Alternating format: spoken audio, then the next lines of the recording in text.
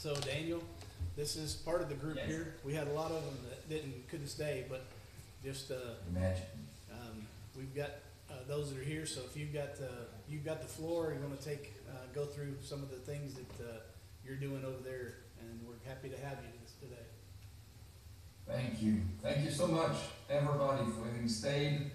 I know it's getting into lunchtime. I hope that you're still with me.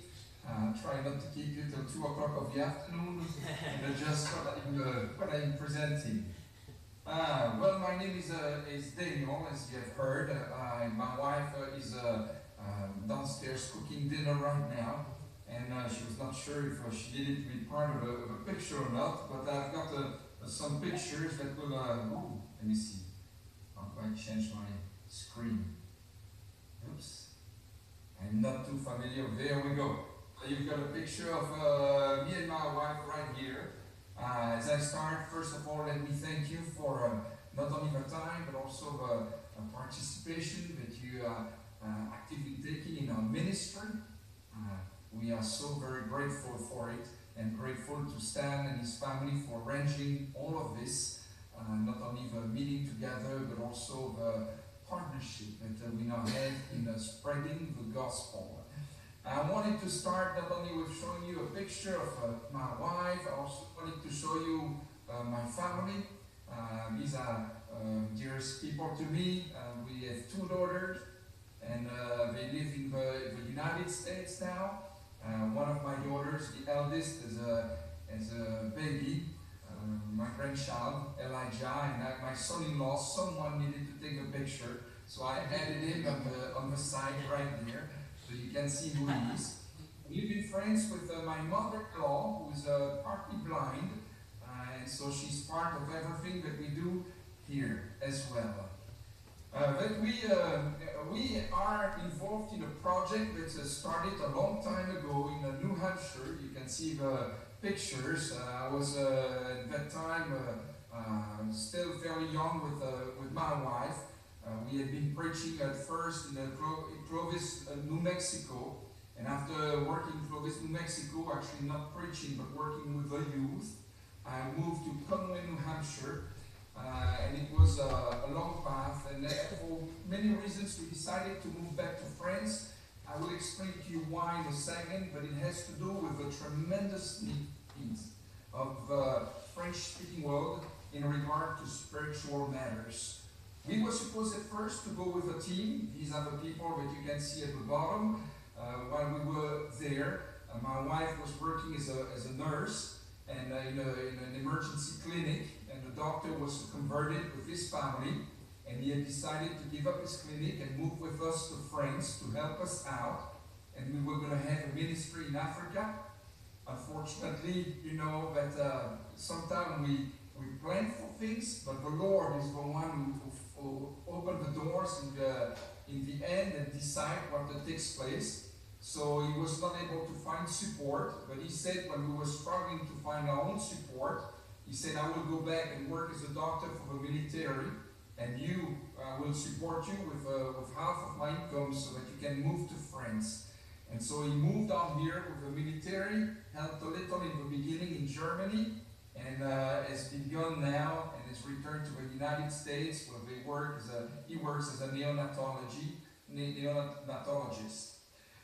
So why did we decide to work among the French speakers? It's a question that is often asked, especially if you've traveled Europe and you've met a lot of atheists in Europe, and you may wonder why would you pick to go back to a place full of atheists?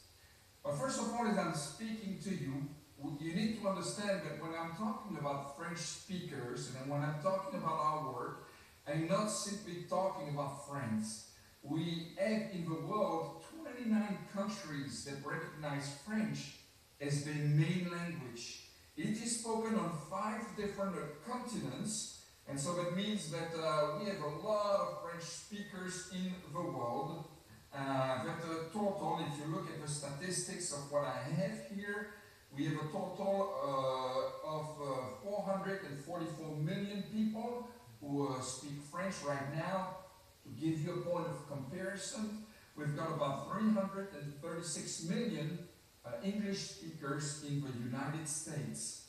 But according to statistics, according to surveys that were done, there were two major investment companies for finances working with banks. They wanted to know where to invest for the near future.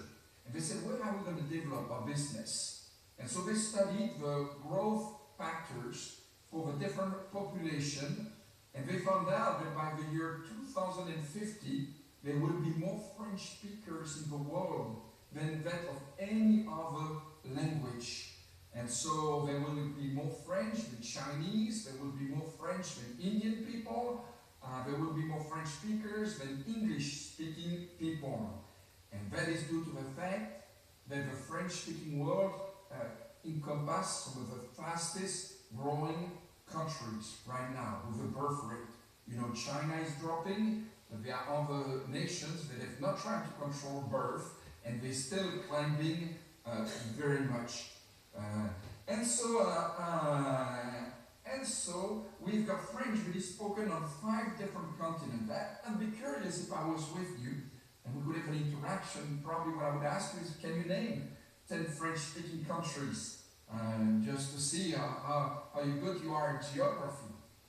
Well, here's a map, and here's a few places, some not too far away from you.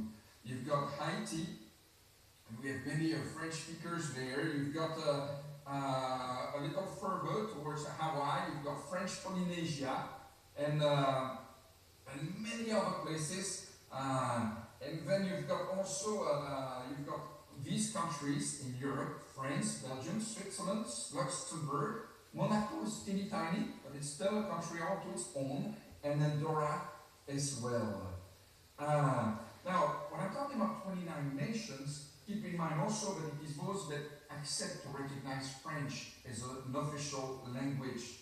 In reality, you could add 13 more nations that also, where a majority of the people speak French, but for religious reasons, they refuse to give French an official status. Why? Because most of these countries are Muslims, and so they do not want the people to speak French more than they speak Arabic, and so they try to push Arabic so the population can read the Quran. But in actuality, in countries like, for example, Algeria, 58% of the people speak French. And that's about 25 million people. And then you've got Morocco, same thing. 32% of the population there speaks French, which means about 11 million people. Same thing for Tunisia. And I could go on, Lebanon, many other countries. The reason why we've got so many French-speaking countries is because France was like England in the past. It was a nation that loved to set up colonies all over the world, and so they established control of many countries. They took control in many countries. So this being said, where are we located exactly? We work with as many French-speaking countries as we can, but we have a base, and our base is Strasbourg, France. If you look at the picture, Strasbourg is located at the north part of France, towards the east section. We're right next to Germany on the Rhine River. That means if I drive 10 minutes away from my home, I am in Germany. And because of that, we've got the makeup of a population a little bit different than the rest of France. I will talk to you about it in a second, but it is due to the fact that Strasbourg went back and forth between the French and the German in history. It was always when there was a war, the first place Hitler invaded, for example, was Strasbourg. From one day to the next, he changed all the signs to German, all the street signs were in German, and the population had to speak German in the school. With all of this, what are some of the statistics that I can give you in regard to the church? Well, here we go with France. We've got 69 million inhabitants, a little less, but 68,574. For all of that, we've got 450 Christians, about 8 congregations. You saw them being listed on the map that we had before. And we only have 8 ministers. And out of the 8 ministers, I think 6 at least are past the 70 years old. And why do I mention that? Not to embarrass the ministers who are here. My wife said to me, why do you put this in the PowerPoint? Well, because I want you to realize that as these men are getting older, more and more are either returning to the United States because they're missionaries from there and leaving churches without a minister, or tomorrow we're going to have to think in many congregations about replacing those ministers, and we do not really have yet candidates to take over those preaching positions. To France, you have to have the French speakers of Belgium. Belgium is 12 million people. It's made out of a German part, a French part, and a Dutch part. 4 million of them speak French. I am originally from Belgium. You may have heard with my accent that I was raised with a foreign language. And so I come from Belgium. There are two congregations. One minister is left there. It is my father. He's 84 years old and he still preaches every Sunday. He still teaches Bible class every Wednesday to the youth and then to the adults. It's remarkable what they're able to do. Switzerland, you've got 2 million people who speak French, 90 Christians, 2 congregations, 2 ministers also, and then you've got Luxembourg with 1 congregation and no minister. Now, as you look at all of this, what does it mean? What it means is you tally all these statistics, but we've got 8 preachers for 69 million people in France, 1 preacher for 4 million in Belgium, 2 for 2 million in Switzerland, none in Luxembourg, so 11 preachers for a total of 75 million people. Now think about this for a second. What if you only had 11 doctors for 75 million people in the United States? Do you imagine how tragic this would be? How long you would have to wait to be able to get some vital care? And you know as well as I do that when we talk about ministers, we are talking about treating spiritual sickness. People who are facing spiritual death, much worse than physical impairments. And so you can see a full measure of what we have. Sometimes I share statistics with others. In 1977, did you know that we had 450 full-time long-term missionaries in the Church of Christ, according to the statistics? Nowadays, we have 900 full-time missionaries for the Church of Christ. But the difference between 1977 and nowadays is that we count the couples as 2 missionaries. And in 1977, we counted the couple of missionaries as 1 missionary. And so when the world only had a population of 4.3 billion, we had 450 missionaries. And today, with a population in the world of 7.5 billion, we do not have any more than that. We've not done very well. As a point of comparison, the Mormons in 1988 had 34,750 ministers in 82 countries. Their mission budget was $550 million. The Jehovah's Witnesses count 100,000 full-time workers. And they publish 550 million high-quality magazines in 100 languages every year. The Seventh-day Adventists are present in 193 nations. They've got 4,646 weekly TV and radio programs in more than 80 languages. The Southern Baptists, they have 7,000 missionaries. In 1985 alone, they appointed 429 new missionaries in 1 year. It is almost as much as what we have had on the field all along. In 1 year, they put out that many missionaries. So the ratio of missionaries we have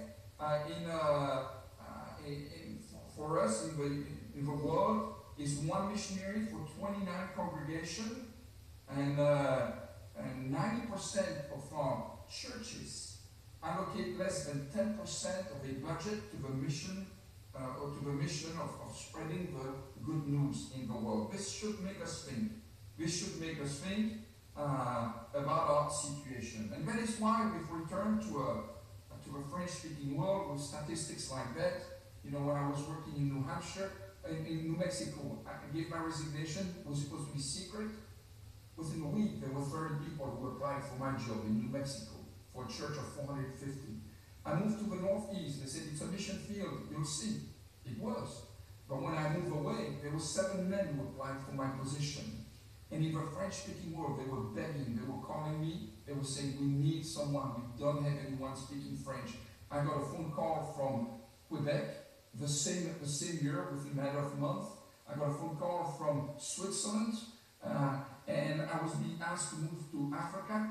And then I also got contacted to come work in Strasbourg. And that's why we picked to come work in Strasbourg. Why Strasbourg? Because Strasbourg is a large city, and it's a key city in France. It counts about 750,000 people, but it is the home of the EU, European institutions. So you may have seen on TV the European Parliament. It has got 53,000 university students, and you can see that 30% almost of our population is very young, between the age of 15 and 21 years old. And it is because we've got some of the major university close to us. And why do we target this? Well, simply because when you study the Gospel and the book of Acts and the rest of the letters, you find that the apostle always targeted large cities. They targeted what we would call gateway cities. That means the cities that were very influential, where the Romans had set up points where the culture was supposed to infiltrate everywhere else. People would come there to trade, and then they would return with what they had learned or they had seen in those large Roman cities. And that's why in the book of Acts, Paul is going to concentrate, for example, on Ephesus, instead of just staying in a small town. And the same is going to concentrate after on Philippi, rather than on Neapolis, which is a very small city. That's why we are targeting Strasbourg with the hopes that when people come here to the EU headquarters, then they go back and they take back the gospel with them once they convert it. That works pretty well for spreading the gospel, but one thing we didn't take in mind is it's got a drawback. It means also that whenever we convert people, usually after 3 or 4 years or 5 years, they're gone. It's like a military church. We've got a lot of coming and going. And so it makes it difficult sometimes to be able to grow when your people are constantly moving and transiting. And unlike the United States or a U.S. military church, we do not get Christians that come to us. We have to convert whoever is here. And those, it'd be nice sometimes to have Christians, but it's not our case. They don't always come already in the church. So, here's the makeup of a population of what we have to deal with, and that is in France. You've got all of the major things, and what you'll find, what is interesting in this is 2 things. Number one, the number of Muslims that we have. It's usually about 10% of our population. What you will find is that Catholics are very well implanted, 24%, and a lot of atheists, 32 and 32% atheists, 28% agnostic. Look at the statistics for Strasbourg, it changes. And that is due to the fact that it went back between Germany and France. It was impacted by the Restoration movement. And so here we've got less Catholics, 50% Catholics only, and 13% Protestant, but still many Muslims. Now, what I wanted to do is, of course, to show you a few pictures of our city. You know, it's just for the fun. You know, as Paul was traveling, one of the bonus of mission work is sometimes Paul saw some very beautiful city. Hey, Daniel. To Crete and Greece. We've got about 20 minutes left. 20 minutes left? Yeah. Okay, thank you. All right, good deal. Good. So till about 7 o'clock? Yeah. Good. So here's Strasbourg, here's our city. I'm not going to spend too much time. Yugoslavia is the Christmas capital of the world. There's the school where my daughter studied. And if you come to visit us someday, you have a chance to, here's the EU Parliament, you may have seen on TV. Here's another side of the EU. Here's the type of cities that we have, low-income neighborhoods. Catholics are well implanted. Here's the Gutenberg Square. Have you heard about Gutenberg? It's craftsman who invented the movable type printing press, which enabled a faster rate of printing. And thanks to this technique, what happened? The Protestants were able to print many, many Bibles, which in turn led to the Reformation. Where did Gutenberg start working on his printing machine? In Strasbourg. And it is the place also where Luther resided for a while. And so that is why I said that Strasbourg is a bit different than the rest. It's where it started. If you come to visit, you'll see the Gutenberg Square, and on the statue of Gutenberg he holds a Bible, and it says, "Under and the light works." And indeed, we believe the light needs to shine in Strasbourg. And that's what we've tried to do since we've arrived. We arrived, there were no congregation, we met in our living room. We have preached the gospel, and here's the church today. We've got about 30 members meeting each week together. And try to...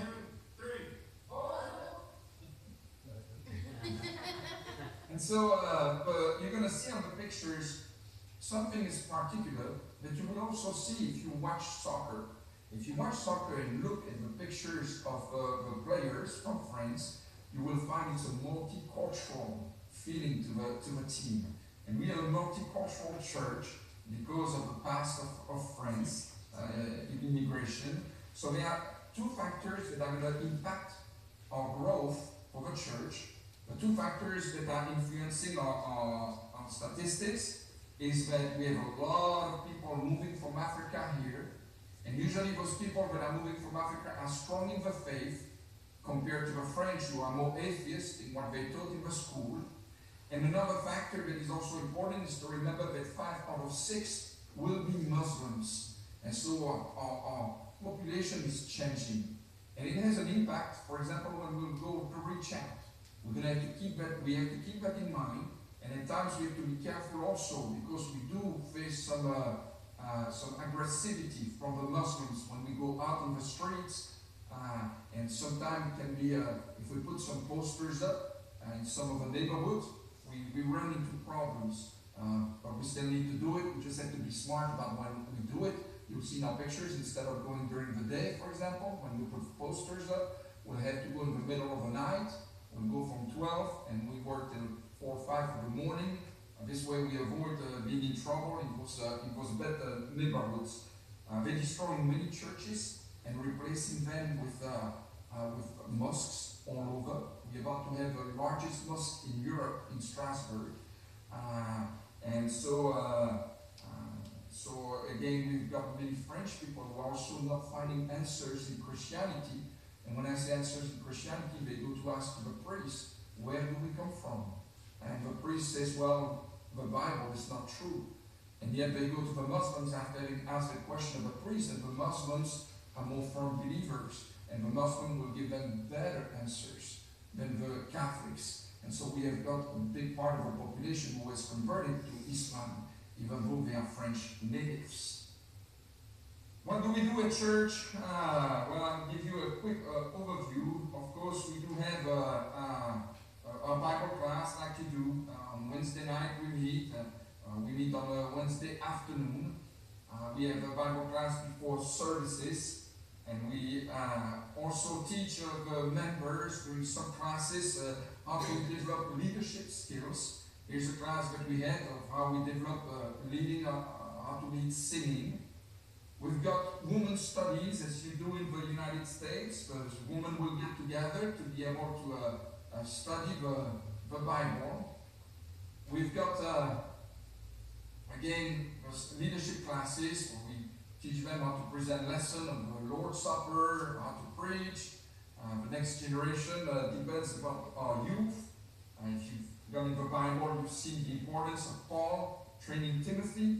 We have our Timothys, and it is important to train them. And you know that he was only able to grow Timothy because he was taken under the wing of a more experienced person, but also because he had a mother and a grandmother very dedicated to him and very dedicated to God. And they took the time to raise him in the faith. So it's important that parents are involved in whatever we do. And we do many activities for the children. We had Wednesday activities for children. They do not go to school on Wednesday afternoon. And so it's a perfect time for us with programs for them. We have them invite their friends. And through the years, we have had many children who have come without their parents. And they've grown up with some values that they would not have learned otherwise. Which is good because you can ask people here, who is Cain and Abel? And many will not be able to answer. I saw a show not long ago. They asked a guy, it's one of those shows where you have to know the answers culturally to many things, and it's a contest. And the guy was phenomenal. And when they asked him, how did God create woman? He was not even able. He was fantastic in all his answers, but he was not able to tell that woman came from man's rib. And so that gives you an idea of what we have to deal with in the people. There we go, the youth activities. We try to have active ways of learning. Again, we have a teenager class, a preteen class. One of the things that you must know is we spend a lot of time here working on the creating material. In English, you've got a whole lot that exists. In French, we do not have that much. And so we're going to have to invest a lot of time, not only on outreach, but we have to invest lots of time on creating our material, whether it is songbooks, such a privilege in America to open your songbooks, and it's all there for you. You present your lesson, your PowerPoint. Here we've got to create everything from scratch. And so we do that. We've got home Bible studies. We place some ads on the internet. We say we offer you the possibility to come and pray and study the Bible with us. We welcome everyone, and we try to pick some subjects that will interest people. And we do have some. Here are some two ladies that we have studied with. Here's the website that we use to be able to vet on next door neighbor. Puts us in touch with the community right here. Here's another thing that we've been working hard with. Producing, I told you that the Jehovah's Witnesses are very good in what they put out with material. We did not have something that good. And so we've been working on, maybe you have seen the magazine Heart to Heart and House to House. I'm involved in the team that translates all of that and produce this material. And so now we've got some nice pamphlets to give to the people. You can see this one is 3 arguments to prove the existence of God. We've got to be smart how we go about it, since most people we meet do not believe in God. It is teaching them from the point of zero. And then you've got some who come from Pentecostal background, Muscle in a Shovel. We've translated that book also in French to help them out. We go in the parking lot. We put some invitation on the windshields for our church, for our activities that we have going when it's gospel meeting. We distribute in the mailbox. It is permitted here to distribute in the mailbox. And so we distribute for courses by correspondence. You've got Nate there, that you may have recognized, and on the right, the preacher from Lubbock. And here are some personal Bible studies that we've got going during the week. As I said, starting from scratch is important. We've got to adapt the material, and one that works pretty well is seeking in search of the Lord's truth. We have translated that and made it for the French people. We also will go at times to sing in the streets while we pass literature, or we just go talk to people in the streets and ask them if they believe in God, if they believe this world is meant to last, and we get into conversation and then invite them to come to church. We have gospel meetings. You can see there the gospel meetings with people that are invited. And then it's very important for us to be involved in associations, because it's a way to meet people, intentional about everything we do for outreach. Whether it is to be part of a parents association at the school, or right now you can see my wife is volunteering with elderly people, and it's a good way to enter was placed where you could not enter otherwise, since sometime you've got opposition. Here we're hanging on the posters at night. Here's another method that we're using. We propose English classes using the Bible only. And we're not dishonest about it. We put it clearly on the paper. And that is a fantastic way to reach Muslims. A lot of them will want to learn English and do not mind for us to use the Bible. And so it's a good way for us to reach out to them. Whereas the course by correspondence usually will be targeted better for Catholics or those who already believe. So each method is specific. Here's a French speak program with some of the later contacts we have. We've got even some refugees. You can see the man all the way to the right is a guy from Libya. And we now started to study with him this summer. And we now host him in the church because he's homeless. But he's very interested by God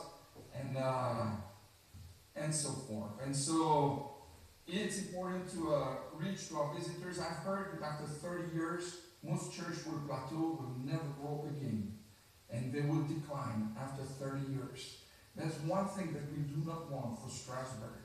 And they studied some church in the US that reverted or avoided this process of plateauing and then digressing. And they found out there are some common factors of a church that do not follow this path. One of the factors is in those churches they use more than 5 methods of outreach at all points. And another factor is there's a long-standing minister who has been there for a very long time, who knows very well the community. So that's why we try at all times with more 5 methods of outreach. Now, I've presented to you what we have going here in France. We've also tried to implant church in other places in the world and in France. It's not only about Strasbourg. We've implanted a church in Colmar, 45 minutes away from us, 200,000 people. We helped plan that one. We trained a young man to be a minister, and he's out there helping. So we are working with a church in Belgium, helping them to train their people so that they can become ministers also. Here are some pictures of those that I am working with in Belgium, brothers who are faithful. I am almost out of time. Here's Luxembourg. We also have helped them to establish a church in Luxembourg, but it's only one family at this point. And then I would say Switzerland. Here's a guy from Switzerland that we're active with. And also, we have traveled the world. Now, I've been to New Caledonia to plant a church there. I could talk to you for a long time because it's such a receptive place. It's amazing to work in that place, but not enough time ever to work with them. It's always too short, and we need preachers. There's no full-time preachers there. Same thing in Africa. Half the French speakers are there. And we've been in partnership with other preachers that I help train. I provide material for them. We help them find the money to construct things. We have gotten the help of some churches in the US to help them build also wells, what they have, because water is an issue. You can see in those churches some of the publications that we do translate that we are using. Here's one of the preacher that we are following in the Republic of Congo. One minister there, only one minister. And we got in touch with him because we converted someone through World Bible School. And then we got in touch with this man. And this man now works out there and he's got a congregation.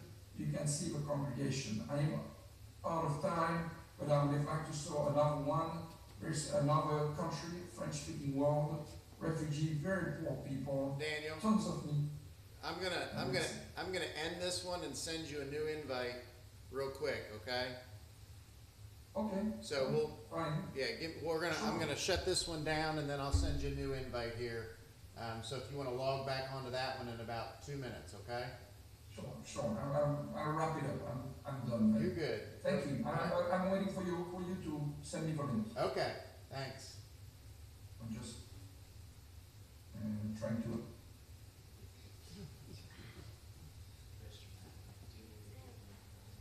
You're fine.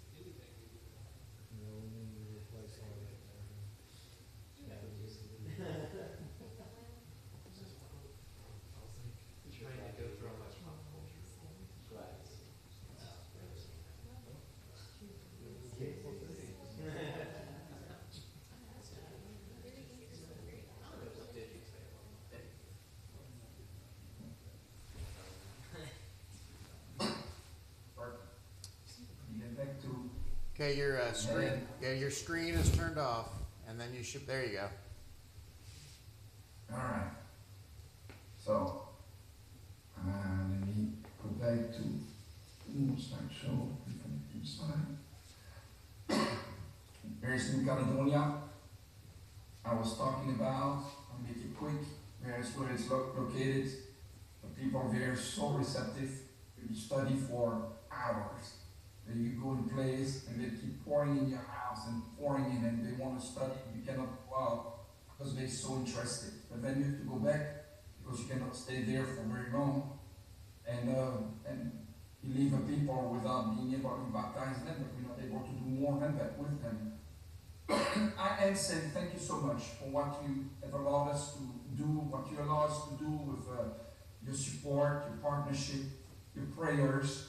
I know you've not met us personally, and I am so impressed by your generosity, your love, and the fact that you partnered with us to accomplish all of this.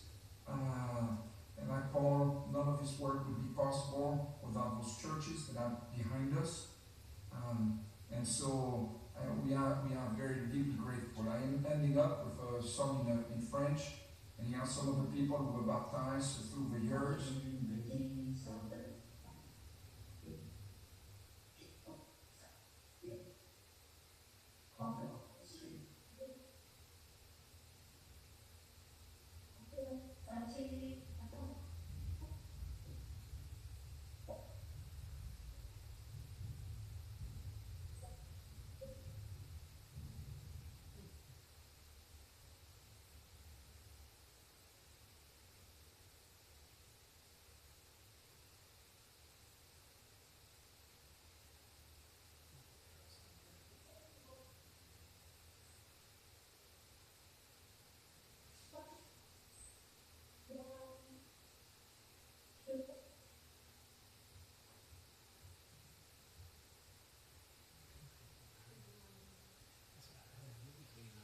There we go. Yeah.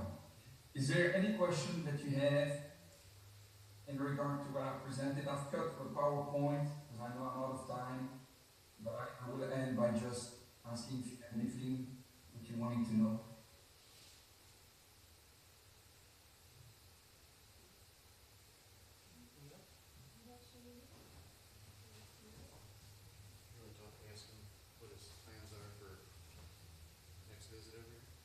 Oh, yeah, Daniel, when do you have any plans to coming over to the States anytime soon? My mother-in-law is blind and cannot leave her alone. She has a hard time walking. So if we do, we used to come and leave her with my brother-in-law. He passed away just a few months ago. And so now we're kind of struggling. We just did come back, but it was only for a few days, and I did it so quick because I couldn't say no to the people who asked us. But again, it's difficult at this time right now.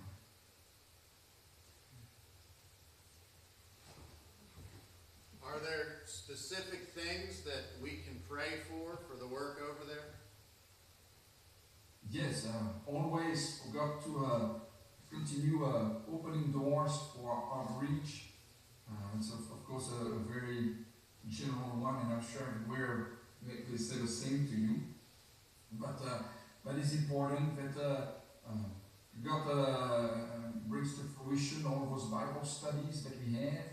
In the long term, the work is never fully functional until it's reached, I would say, the phase of having its own leadership. And when I talk about own leadership, it's not only having preachers and men who are able to do the worship responsibilities, but also we need to have elders, we need to have deacons. That is something that takes time, and because the men need to raise their families in the Lord and have believing children. And so pray for us that we get there at some point. And then the second thing is a financial autonomy. That will be important also in the long run. But as you saw in our picture, we work with a lot of refugees. And when we talk about refugees and foreigners, a little bit what Paul is talking about in 1 Corinthians. We do not get always the rich men of this world or the wise people. We get who we get, and they are strong in the faith. Praise the Lord for it. The finances, we still need to grow in that aspect, and maybe God can provide some more stable people in regard to finances also.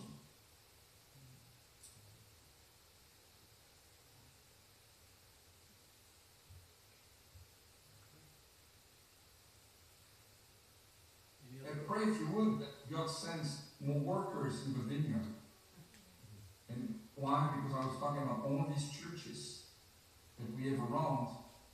What usually happens is the preacher goes home, the church survives for 2 or 3 years, maybe 5 years, and then the churches end up falling prey to the Jehovah's Witness, all the Pentecostal churches, and so and that's because the men go when the work is not yet ready to stand.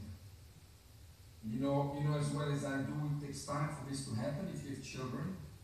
Sometimes we'd like an immediate result, but when we raise our own children, we know it's 20 years before we're able to stand on their own. It's often the same for church.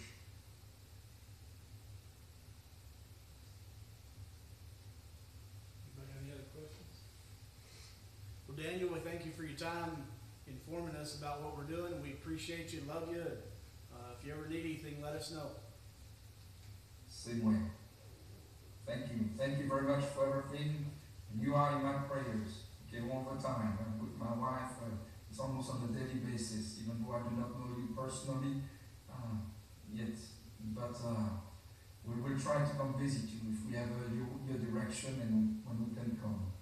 So, may the Lord bless you. Thank you for everything.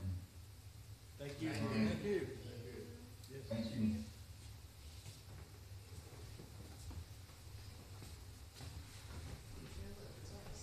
Wow.